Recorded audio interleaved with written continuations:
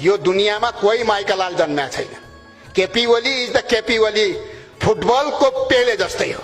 नमस्कार, यह वीडियो केवल उन भ्रष्टाचारी नेताओं के लिए है जो सत्ता को अपनी पैतृक संपत्ति समझ बैठते हैं, लेकिन वे नहीं जानते हैं जब जब सत्ता में बैठे सत्ताधारी को अहंकार होता है तब तब श्रीलंका, बांग्लादेश और नेपाल जैसा हाल होता है। जब देश की जनता जागती है तो क्या सत्ता क्या नेता सब धरा का धरा रह जाता है।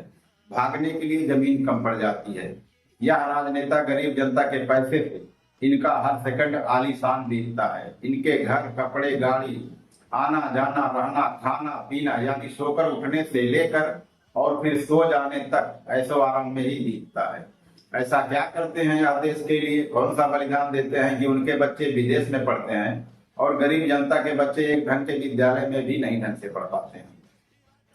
इन राजनेताओं के लिए खाना से लेकर कपड़े, रहने के लिए घर, आने जाने के लिए बस, ट्रेन, हवाई यात्रा सब फ्री होता है।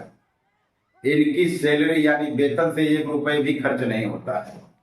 इनका इलाज सबसे बड़े अस्पताल में होता है और गरीब जनता के बच्चे रास्ते में दम तोड़ देते हैं।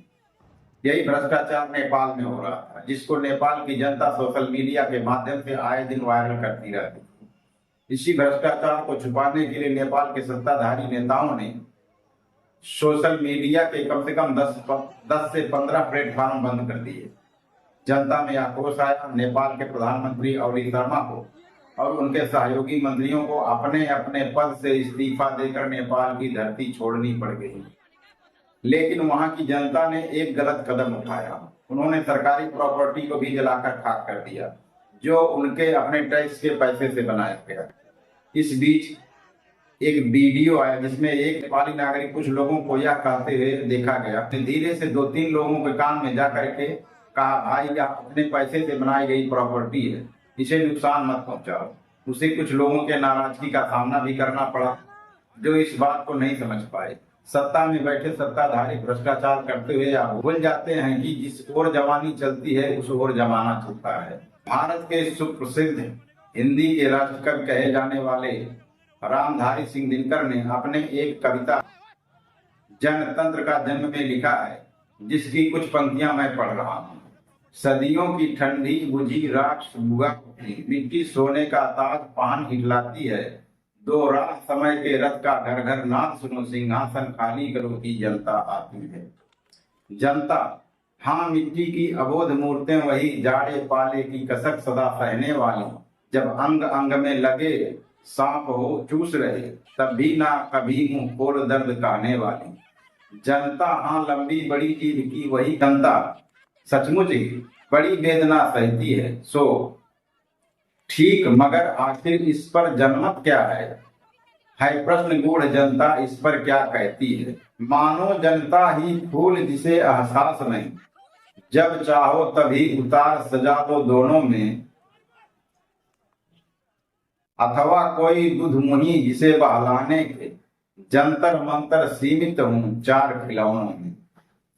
लेकिन होता भूडोल बवंडर उठते हैं, जनता जब कोपा कुल हो भ्रिकुटी चढ़ाती है।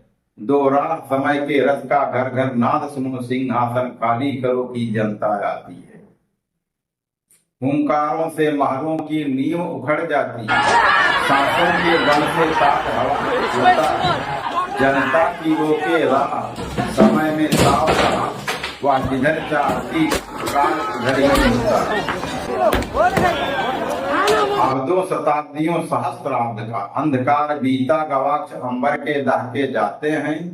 यह और नहीं कोई जनता के स्वप्न अजय, चीरते तिमिर का वक्ष उमड़ते जाते हैं।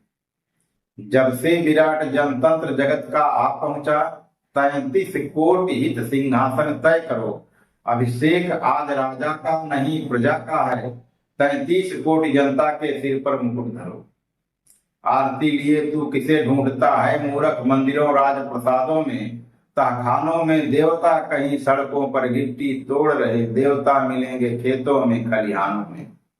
फावड़े और हल राजदंड बनने को है, धूसरता सोने से श्रृंगार सजाती है।